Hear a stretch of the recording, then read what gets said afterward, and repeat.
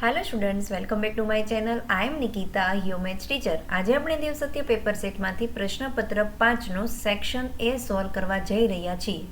જો મારી સ્ટુડન્ટમાં પહેલી વાર આવ્યા હોય તો પ્લીઝ ચેનલને સબસ્ક્રાઇબ કરી દેજો, વિડીયોને લાઇક કરજો અને તમારા ફ્રેન્ડ સુધી આ વિડીયો શેર કરજો, જેથી એ લોકો પણ દેવસત્ય પેપર સેટનું સોલ્યુશન જોઈ શકે. ખાસ એક વખત ડિસ્ક્રિપ્શન ચેક કરજો, જેમાં ટોટલ ચેપ્ટરના રિવિઝન વિડીયો મેં અપલોડ કરેલા છે, જેમાંથી તમને કોઈ પણ ચેપ્ટરનો ડાઉટ હોય તો એ રિલેટેડ વિડીયો તમે જોઈ શકો છો. ઓકે, બાકી આપણે આગળ વિડીયોની સોલ્યુશનની શરૂઆત કરીએ. ટોટલ તમારા હશે 24 પ્રશ્ન, બરાબર? 16 નહીં, 24 પ્રશ્ન હશે. 24 માર્ક્સનો આખો તમારું સેક્શન એ વિભાગ એ રહેશે, પ્રત્યેકનો 1 ગુણ. પહેલું આપણને કીધું છે લસા 1,18 બરાબર 36 હોય અને ગુસ્સા 1,18 બરાબર 2 હોય તો એની કિંમત શોધો. આપણી પાસે પહેલા ચેપ્ટરમાંથી એક સૂત્ર છે કે ભાઈ લસા, કોઈ પણ બે સંખ્યાનો લસા અને એનો ગુણાકાર આપણે બંને સંખ્યાના ગુસ્સા સાથે કરીએ તો આપણને તે જ બે સંખ્યાનો ગુણાકાર મળે. બે સંખ્યાનો ગુણાકાર, જે બે સંખ્યાનો આપણે લસા અને ગુણ્યા ગુસ્સા કરીએ તો બે સંખ્યાનો શું આવી જાય? ગુણાકાર. બરાબર? તો હવે આપણી પાસે અહીંયા આપણને ક્વેશ્ચનમાં લસા આપી જ દીધું છે. કેટલો છે? 36. તો લસાની નીચે લખીશું 36 ગુણ્યા ગુસ્સા આપણને આપી દીધો છે 2, તો અહીંયા લખીશું 2 બરાબર બે સંખ્યાનો ગુણાકાર. કઈ બે સંખ્યા? a અને 18. આ બે સંખ્યા છે, તો આપણે અહીંયા બે સંખ્યાના ગુણાકારમાં લખીશું a ગુણ્યા 18. એટલું સમજાઈ ગયું? તમારા પહેલા જે ચેપ્ટર છે એમાં આ સૂત્ર છે જ તે. બરાબર? તો હવે આપણે કરીશું, અહીંયા એ આપણે જોતું છે તો એને કરતા બનાવીએ તો 18 અહીંયા ગુણાકારમાં છે. ગુણાકાર જ્યારે બરાબરની આ બાજુ આવે તો શેમાં થઈ જાય? ભાગાકારમાં. તો અહીંયા હતું 36 ગુણ્યા 2, ભાગાકારમાં આવી જશે 18 બરાબર. અહીંયા વચ્ચે હવે સંખ્યા એ કે જેની કિંમત આપણે શોધવાની છે. છેદ ઉડાડીએ તો 18 દુ 36 થાય અને 2 ગુણ્યા 2 4 થાય, તો આપણને એની કિંમત મળી ગઈ 4, જે આપણને ઓપ્શન સીમાં આપેલી છે. ઓકે, તો અહીંયા તમારો ફર્સ્ટ હેતુલક્ષી પ્રશ્ન થઈ ગયો. બેઠે બેઠા 1 માર્ક્સ લઈ લેવાના. બીજું જોઈએ, આપણને કીધું છે કે નીચેનામાંથી પરસ્પર સંપાતી રેખાઓ દર્શાવે છે. બહુ ઇઝી. આમાં એમ કીધું છે સંપાતી રેખા કોણ? તો આ એક બિંદુમાં છેદે. આ રેખા સમાંતર રેખા છે, આ તો બંને અલગ જ છે. અને સંપાતી એટલે એક રેખાની ઉપર બીજી રેખા હોય એને આપણે સંપાતી રેખા કહીએ. તો ઓપ્શન સી જે આપણને સંપાતી રેખા દર્શાવે છે. નેક્સ્ટ જોઈએ, ત્રીજામાં આપણને કીધું છે કે બિંદુ એ 1,2, બિંદુ B 2,3, C 3,4 આપેલા બિંદુઓ છે. નીચે આપેલ પૈકી ખાલી જગ્યા સત્ય છે. A B B C મધ્ય બિંદુ આ ટાઈપનું કંઈક આપ્યું છે, તો કઈ કન્ડિશન સાચી છે એના માટે પહેલાં આપણે A થી લઈને B, B થી લઈને C અને A થી C આ અંતર શોધવું પડે. ફટાફટ આપણે સૌથી પહેલું અંતર એટલે કે AB શોધી લઈએ. હું અહીંયા અંતર સૂત્રનો ઉપયોગ નથી કરતી, ડાયરેક્ટ કિંમત મૂકું છું. 2 માર્ક્સનો દાખલો હોય તો તમારે સૂત્ર લખવું જરૂરી છે. ડન? તો અહીંયા આપણે જોશું કે 1 - 2, અથવા તો તમે આમ પણ કરી શકો x2 - x1 બરાબર. તો 2 - 1, અહીંયા પહેલાં આપણે વર્ગ આપી દઈએ, 2 - 1 નો વર્ગ વત્તા 3 - 2 નો વર્ગ. 2 - 1 થશે 1, 1 નો વર્ગ 1 વત્તા 3 - 2 1 અને 1 નો વર્ગ 1, 1 વત્તા 1 થઈ ગયું 2 અને વર્ગ જ્યારે સામે જશે તો વર્ગમૂળ થશે. તો અહીંયા આપણને બાજુ AB મળી ગઈ વર્ગમૂળમાં 2. બાજુ BC આપણે શોધી લઈએ. તો બાજુ BC શોધવા માટે 3 માંથી 2 બાદ કરીશું તો 1 આવશે, 1 નો વર્ગ 1 થશે વત્તા 4 માંથી 3 બાદ કરીશું તો 1 આવશે, 1 નો વર્ગ 1 થશે, 1 વત્તા 1 થશે 2 અને આ વર્ગ જ્યારે આ બાજુ આવશે તો થઈ જશે વર્ગમૂળ. તો અહીંયા આપણને બાજુ BC પણ મળી ગયું વર્ગમૂળ 2. હવે ત્રીજી બાજુ એટલે કે AC શોધી લઈએ. તો AC માટે A અને C વચ્ચે તો 3 માંથી 1 બાદ કરીશું તો આવશે 2, 2 નો વર્ગ વત્તા 4 માંથી 2 બાદ કરીશું તો આવશે 2, 2 નો વર્ગ. 2 નો વર્ગ થઈ જશે 4, અહીંયા પણ 2 નો વર્ગ થઈ જશે 4, 4 વત્તા 4 થઈ જશે 8, અહીંયા વર્ગ હોય બરાબર. તો આપણે જ્યારે વર્ગને સામે આપી દઈએ તો વર્ગમૂળ થઈ જાય. તો બાજુ AC મળી ગયું વર્ગમૂળમાં 8. હું વર્ગમૂળને 8ને આમ લખી શકું 2 ગુણ્યા 4, કારણ કે 4 દુ 8. 4નું વર્ગમૂળ આપણી પાસે છે 2, પરંતુ 2નું નથી તો આપણે લખી નાખીએ 2 વર્ગમૂળમાં 2. તો અહીં આપણને બાજુ AB મળી ગઈ, BC અને AC મળી ગઈ. હવે 4 વિકલ્પ જોઈએ. શું કીધું છે? શું AC વત્તા BC AC વત્તા BC AB થાય? નહીં. શું AB વત્તા BC એટલે કે AB અને BC નો સરવાળો કરીએ તો AC જેટલો જવાબ આવે છે? હા, કારણ કે વર્ગમૂળ 2 વત્તા વર્ગમૂળ 2 કરીએ તો 2 વખત વર્ગમૂળ થાય અને AC પણ આપણને એ જ બતાવે છે કે 2 વર્ગમૂળ 2, એટલે આ તમારો જવાબ આવશે ઓપ્શન બી. સમજાણું? આ ટાઈપનો દાખલો હોય, 2 માર્ક્સમાં હોય તો તમારે આખું કરીને બતાવવું પડશે સૂત્રની લગતું, અને જો હેતુલક્ષી હોય તો ફટાફટ રફ વર્ક કરીને ચેક કરી શકો છો.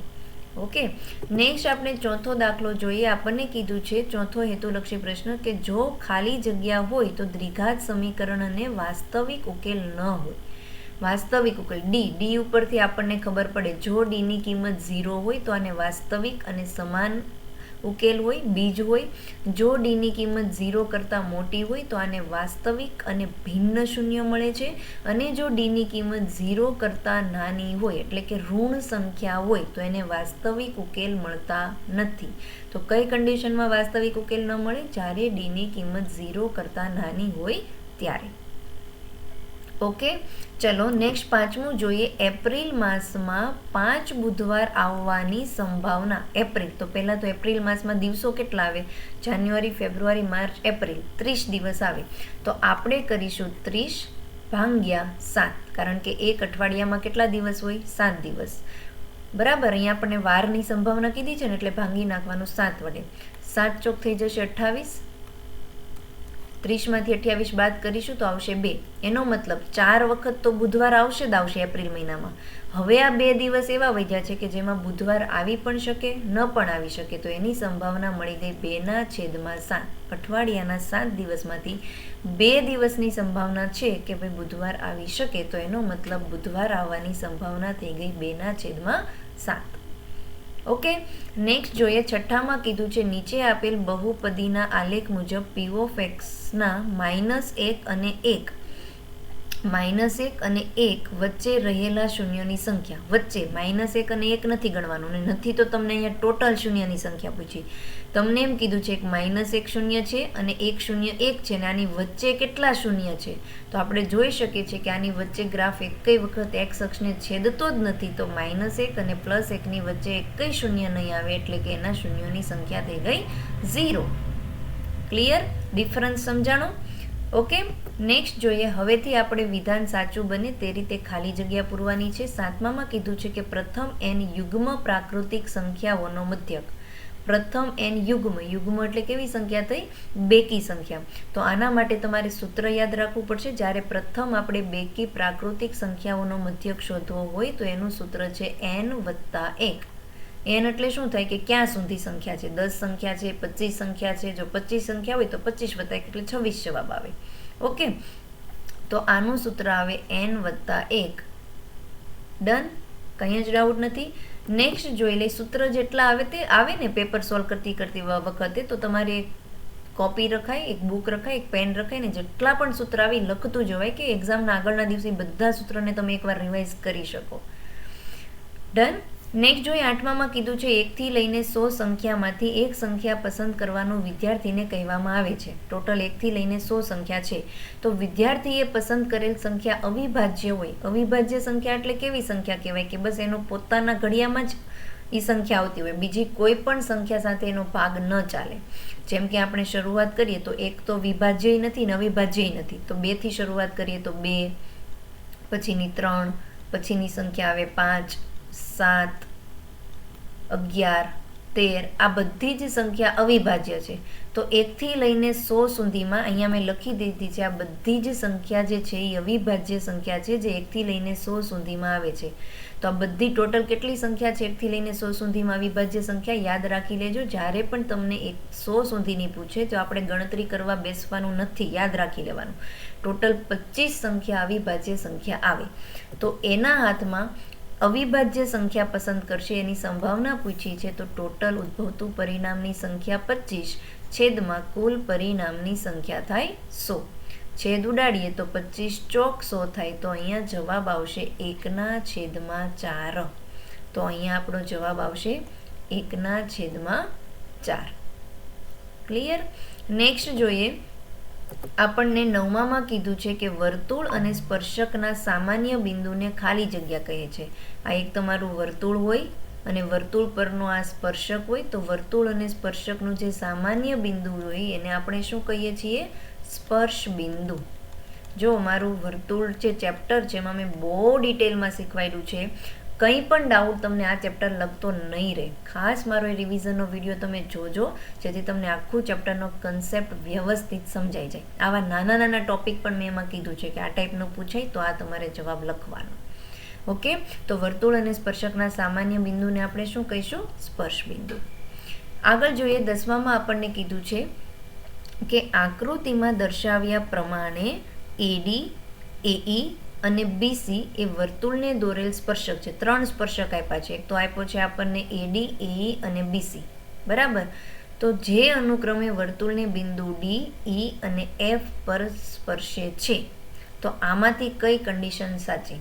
આ તો સાબિત કરવાનો દાખલો છે. 2 માર્ક્સમાં પણ પૂછાઈ શકે ને 3 માર્ક્સમાં પણ પૂછાઈ શકે. તમને આપી દે ભાઈ સાબિત કરો કે આ.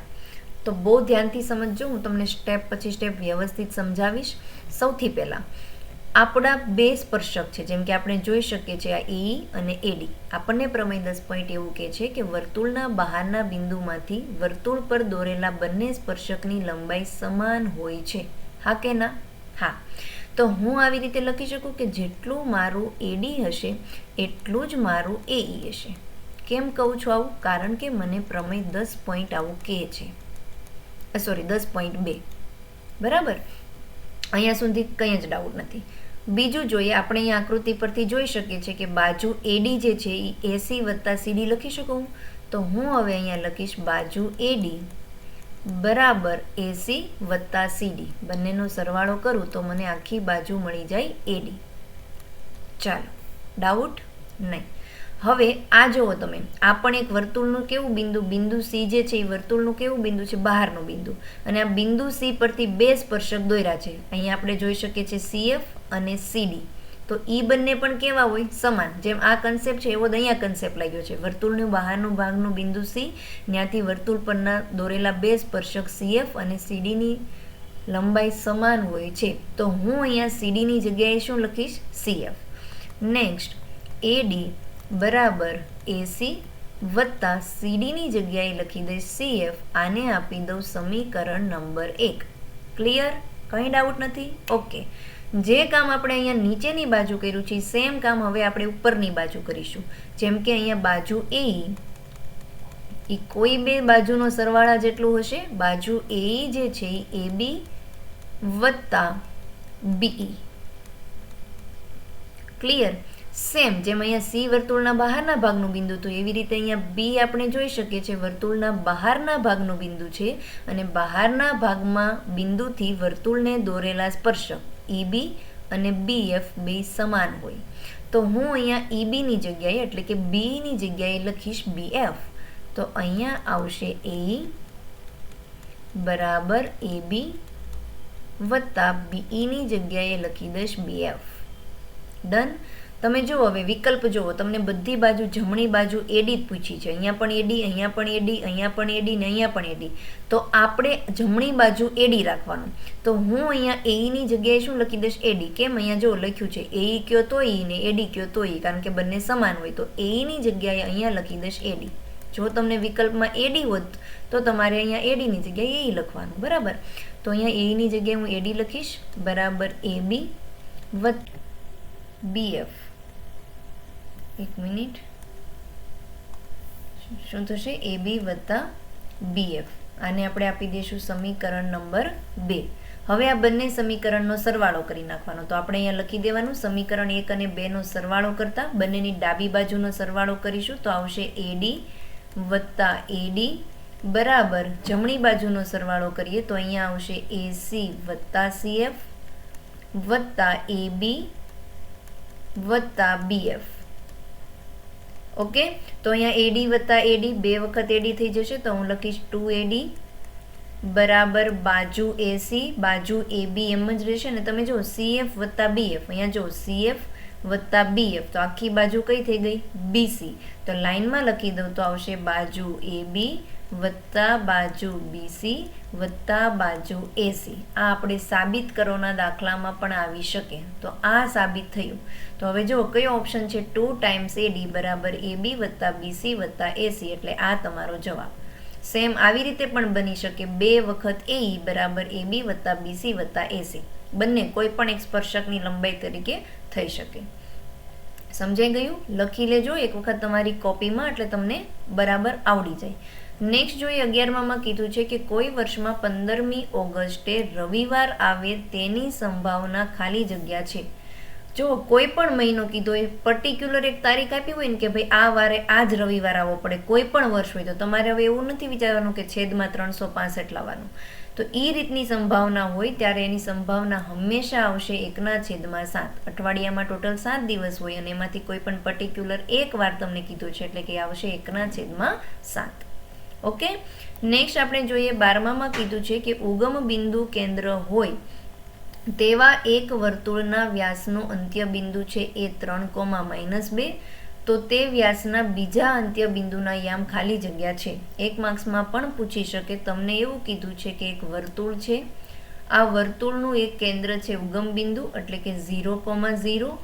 એક અંત્ય બિંદુ જે છે એ આપી દીધું છે 3,-2, અને બીજું અંત્ય બિંદુ, જ્યારે તમે આ સ્ટ્રેટ લાઈન દોરો તો આ વ્યાસ થઈ, તો આ બીજું અંત્ય બિંદુના યામ તમને પૂછવામાં આવેલા છે.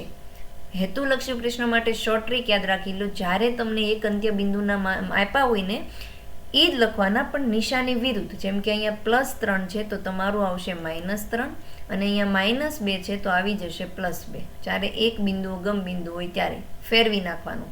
તો તમને અહીંયા ઓપ્શન દેખાય છે -3,2. પરંતુ જો 2 માર્ક્સનો દાખલો હોય તો ગણતરી જોઈ લો. આ બંને જે છે એ વર્તુળની ત્રિજ્યા હોય, અને વર્તુળની ત્રિજ્યા શું હોય? સમાન. એનો મતલબ આખા રેખાખંડનું આ જે બિંદુ છે એ મધ્ય બિંદુ થાય. અહીંયા હું લખી દઉં O, આ લખી દઉં A અને આ B. તો O જે છે એ રેખાખંડ AB નું શું થાય? મધ્ય બિંદુ. એનો મતલબ તમને મધ્ય બિંદુના યામ આપી જ દીધા છે. કયા? 0,0. મધ્ય બિંદુના યામ શોધવાનું સૂત્ર છે x1 + x2/2, y1 + y2/2. અહીંયા આપણે જોઈ શકીએ છીએ, જેમ કે અહીંયા અત્યારે તો આપણે જવાબ મળી ગયો છે, એટલે નકર આપણે અહીંયા ધારી લેવાનું. ધારો કે બિંદુ એ x, y છે, તો x1 આપણું છે x વત્તા x2 છે 3/2, y1 છે y વત્તા y2 ની કિંમત છે -2/2. ક્લિયર? 0 ના યામ 0 સાથે સરખાવીએ અને y ના યામ y સાથે, x ના x સાથે, y ના y સાથે. તો જ્યારે x ના x સાથે સરખાવીશું તો અહીંયા આવશે 0 બરાબર x વત્તા 3/2. આ છેદમાં 2 છે એ સામે જશે તો ગુણાકારમાં થઈ જશે. 2 × 0 0 બરાબર x વત્તા 3. x ને જ્યારે કરતા બનાવીએ તો +3, જ્યારે સામે જાય તો આવી જાય -3. એવી જ રીતે અહીંયા આપણે y ને સરખાવી દઈએ તો y ની જગ્યાએ 0 છે તો 0 બરાબર y ±-2/2. આ છેદના 2 સામે જશે તો ગુણાકારમાં થશે, તો અહીંયા આવશે 0 બરાબર y -2. -2 જ્યારે સામે જશે તો y આવી જશે +2. મળી ગયા તમને x, y જ્યારે તમે કિંમત મૂકો તો -3,2. પણ હેતુલક્ષી પ્રશ્ન માટે ગણતરી કરવાની જરૂર નથી. જે પણ બિંદુ આપ્યા હોય એનાથી વિરુદ્ધ નિશાની કરીને પ્લસ હોય ને માઇનસ, માઇનસ હોય ને પ્લસ કરીને તમને મળી જશે. ઓકે. નેક્સ્ટ જોઈએ 13માં. હવે અહીંયાથી તમારું ચાલુ થાય છે વિધાન ખરું છે કે ખોટું તે જણાવવાનું છે. 13માં આપણને કહે છે કે પાઈ એ અસમય સંખ્યા છે. તો આપેલું વિધાન ખરું છે, કારણ કે પાઈ કેવી સંખ્યા છે? અસમય સંખ્યા. નેક્સ્ટ જોઈએ આપણને અહીંયા 13 નહીં 14 આવશે, બરાબર. નેક્સ્ટ કીધું છે 14માં p ઓફ x બરાબર x² - 7x + 10 ના શૂન્યોની સંખ્યા 3 મળે. તો આપેલું વિધાન ખોટું છે. કેમ? કારણ કે આપણને જોઈ શકીએ છીએ આ બહુપદી જે છે એ દ્વિઘાત બહુપદી છે, અને દ્વિઘાત બહુપદીના મહત્તમ શૂન્યોની સંખ્યા માત્ર ને માત્ર 2 હોય. 2 થી ઓછા શૂન્ય હોય, પરંતુ 2 થી વધારે શૂન્ય પોસિબલ નથી. એના માટે આ વિધાન કેવું પડે છે? ખોટું. નેક્સ્ટ આપણે જોઈએ 15માં આપણને કીધું છે sin a અને cos a નું મૂલ્ય ક્યારેય 1 થી વધારે ન હોય. આપેલું વિધાન ખરું છે.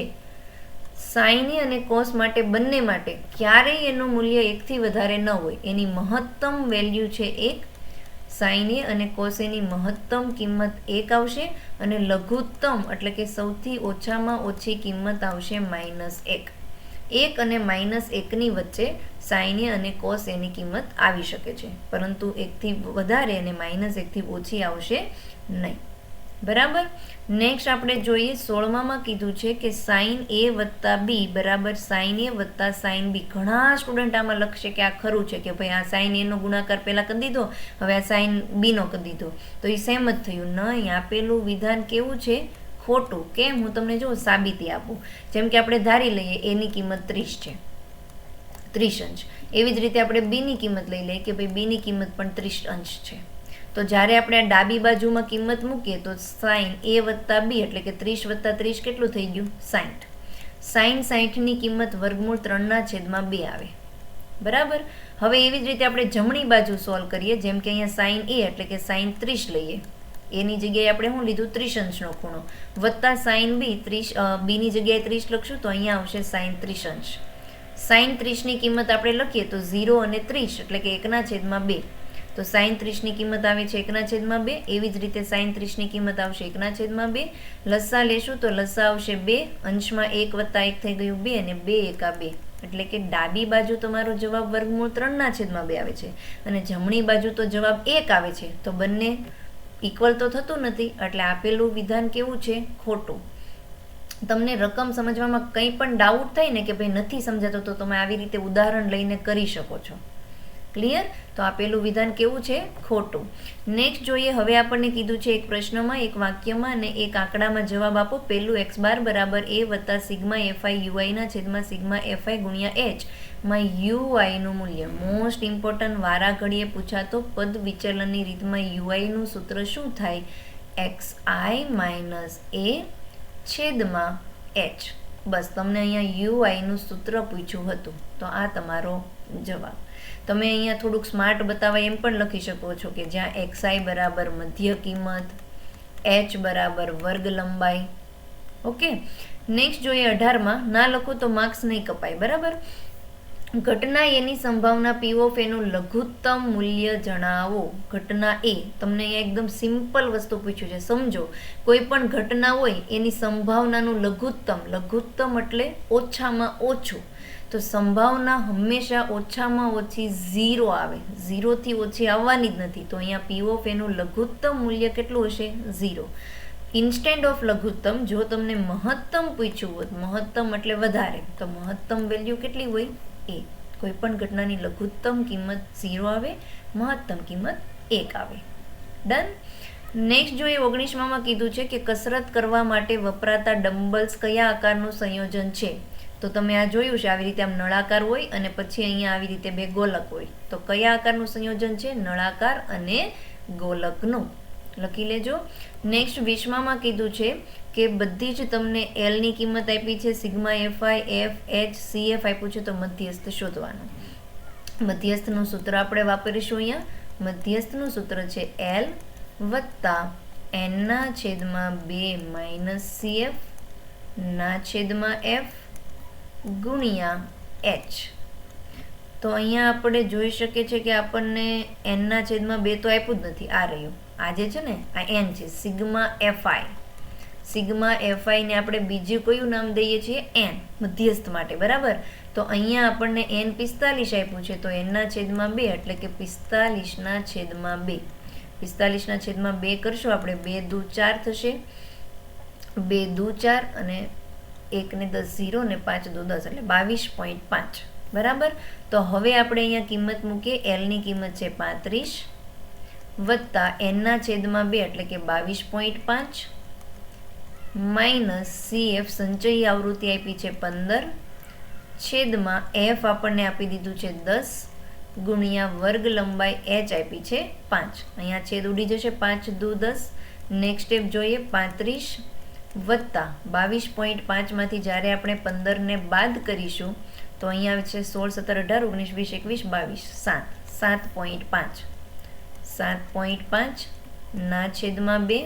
7.5 નો 2 સાથે ભાગાકાર કરીએ, 3 દુ 6, 1 વચ્ચે ઉપરથી આવ્યા 5, પોઈન્ટ પછીની સંખ્યા એટલે પોઈન્ટ મૂકીશું. 7 દુ 14, 1 અને 0, 5 દુ 10, 3.75. તો અહીંયા આવશે 35 વત્તા 3.75. 35 વત્તા 3.75નો સરવાળો કરીશું તો 35, 36, 37 ને 38. તો જવાબ આવી ગયો 38.75.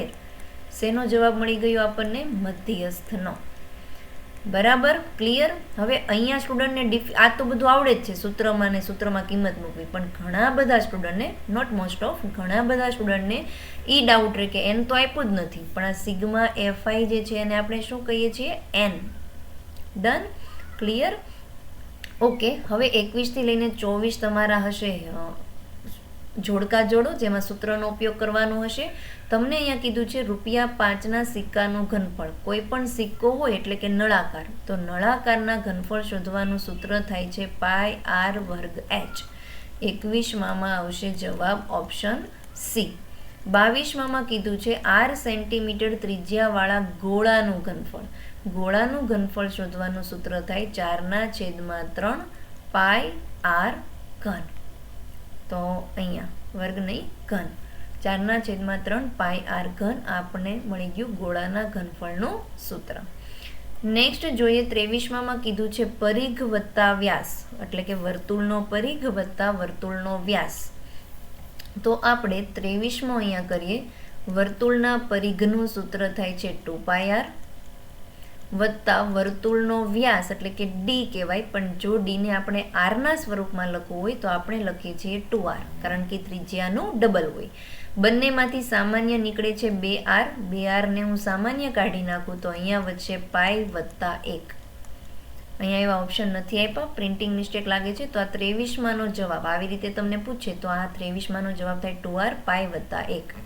એવી જ રીતે 24માં આપણે સોલ્વ કરીએ. વર્તુળનું ક્ષેત્રફળ. વર્તુળના ક્ષેત્રફળનું સૂત્ર છે πr² વત્તા વર્તુળનું પરિઘ. વર્તુળનું પરિઘનું સૂત્ર થાય 2πr. બંનેમાંથી સામાન્ય નીકળે છે પાઈ અને r. બ્રેકેટમાં અહીંયા r 2 વખત હતું, એક વખત નીકળી ગયું તો હવે એક વખત વધશે, વત્તા પાઈ અને r નીકળી ગયું તો શું વધશે? 2. આ તમારો આવી ગયો 24માંનો જવાબ. હોપ બધાને વ્યવસ્થિત સમજાણું હશે. તો અહીંયા તમારું પ્રશ્નપત્ર 5નો સેક્શન આખો કમ્પ્લીટ થાય છે. પ્લીઝ હજુ સુધી વિડીયો લાઇક ન કર્યો હોય તો વિડીયોને લાઇક કરી દેજો, શેર કરજો અને તમારી કમેન્ટ મને જરૂરથી આપજો. બાય.